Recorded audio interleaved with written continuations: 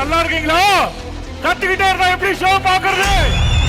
என்ன விஜய் சேதுபதி என்ன இப்படி கிரீன் மேட்ல தான் வந்து அந்த லவுட் ஸ்பீக்கரை வச்சு கத்திருப்பீங்க அப்படின்னு பாத்தீங்கன்னா நேர ஸ்டேஜுக்கே கொண்டு வந்து வீட்டுல உள்ள ஹவுஸ் மேட்ஸ் எல்லாம் கதற விட போறீங்க அப்படின்றது நல்லாவே தெரியுது.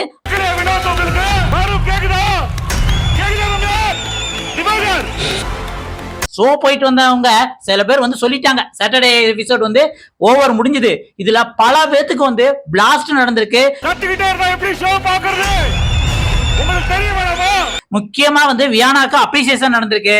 இதுல அன்பு கேங்க வச்சு செதச்சிட்டாரு அப்படிங்கிற மாதிரி சொல்றாங்க. திவாகரையும் சில விஷயங்களுக்கு ரோஸ்ட், பார்வதிக்கு ரோஸ்ட், கானாவனத்துக்கு ரோஸ்ட் அப்படிங்கிற மாதிரி வந்து நிறைய விஷயங்கள் நடந்திருக்கு. அது என்ன அப்படிங்கறதையும் இந்த வீடியோல பார்க்கலாம். இந்த ப்ரோமோ 2லயும் சில ஹிண்ட் எல்லாம் கொடுத்துருக்காங்க யாரை ரோஸ்ட் பண்ண போறோம் அப்படின்ட்டு. அதையும் இந்த வீடியோல பார்த்துக்கலாம். வீடியோக்குள்ள போறதுக்கு முன்னாடி எப்பயும் நான் கேட்கறதா உங்க பொண்ணான கைகள்ல ஒரு லைக்கை மட்டும் தட்டி விட்டுருங்க. வாங்க வீடியோக்குள்ள போலாம். விஜய் சேதுபதி இந்த சாட்டர்டே எபிசோட்ல இந்த லவுட் ஸ்பீக்கரோட வந்துட்டாரு. வந்தவனே எடுத்தவனே கத்துறாரு, என்ன வினோத் அப்படின்ட்டு. வினோத் ஐயோ நம்ம ஹாப்பி பர்த்டேக்கு அனௌன்ஸ் பண்றதுக்கு தான் அந்த ஸ்பீக்கரை கொண்டு வராரு அப்படின்னு சிரிச்சுக்கிட்டே எந்திக்கிறாரு. இன்னொரு பக்கம் வந்து பார்வதி, அதுக்கடுத்து திவாகர் இப்படின்றது ஒவ்வொரு பேரா வந்து சொல்றாங்க, ரம்யா அப்படின்னு சொல்லிடுறாங்க.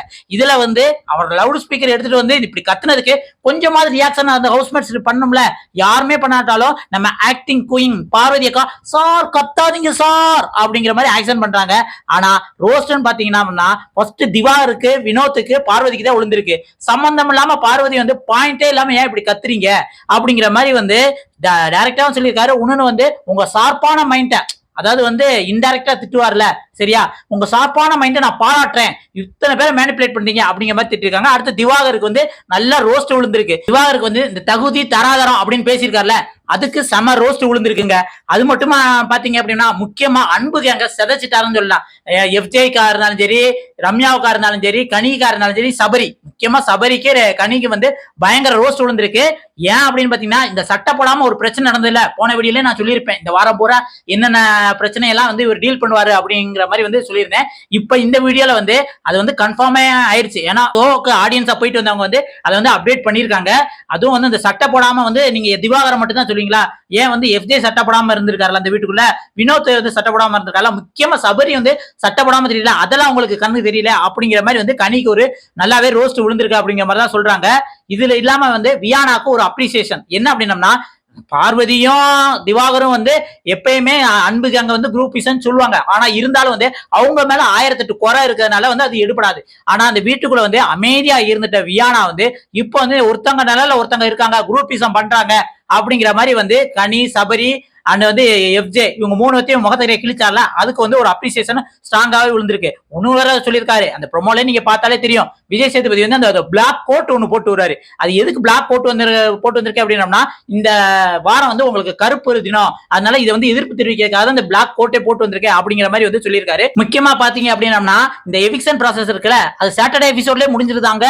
அப்பனா என்ன அர்த்தம், சண்டே எபிசோட்ல என்னது ஒயில் கார்டு என்ட்ரி வர போறாங்க, சரியா. இப்படிதான் வந்து ப்ராசஸ் போய்கிட்டு இருக்கு. ஆனா அன்பு கேங்கு ஓரளவுக்கு ரோஸ்ட் விழுந்திருக்கும் அப்படிங்கிற மாதிரி தான் நம்மளுக்கு தோணுது. இருந்தாலும் திவாகர், வினோத், பார்வதி எல்லாத்தையுமே வந்து பாயிண்ட்லெஸ் இல்லாம இப்படி கத்தாதீங்க அப்படிங்கிற மாதிரி வந்து நல்லாவே வந்து டோஸ் விழுந்திருக்கு அப்படிங்கிற மாதிரி தான் நம்மளுக்கு தோணுது. இருந்தாலும் விஜய் சேதுபதி இந்த சாட்டர்டே எபிசோட்ல ஓரளவுக்கு வந்து கரெக்டா தான் வேலையை பண்ணியிருக்காரு அப்படிங்கறத வந்து கான்பிடண்டா வந்து அந்த சாட்டர்டே எபிசோடுக்கு போயிட்டு வந்தவங்க வந்து ஆடியன்ஸ் வந்து சொல்லியிருக்காங்க. உண்மையிலே இதை கேட்கும் போது நம்மளுக்கே கொஞ்சம் ஆறுதலா இருக்கு. சும்மா வந்து ப்ரொமோல மட்டும் பில்டப் கொடுத்துட்டு ஷோக்குள்ள ஒண்ணு இல்லைன்னு வச்சுக்கோங்களேன், பாக்குற அந்த 1.5 மணி நேரம் நம்மளுக்கு இரிட்டேட் ஆயிரும். கன்ஃபியூஸ் பண்ற மாதிரி பேசுறது, உட்காருங்கன்னு சொல்றது. அது மட்டும் இல்லாம விஜய் சேதுபதி போன வாரமே ஞாயிற்றுக்கிழமை சில விஷயங்கள் நாசுக்கா வந்து எல்லாத்தையும் கவர் பண்ணி ஓரளவுக்கு சொல்லிட்டாரு. ரொம்ப சூப்பரா ரோஸ்ட் இல்லாட்டாலும் ஓரளவுக்கு சொல்லிட்டாரு. இந்த வாரமும் கண்டிப்பா அதை வந்து பேசுவாரு அப்படின்னு தான் நம்ம எதிர்பார்க்கிறோங்க.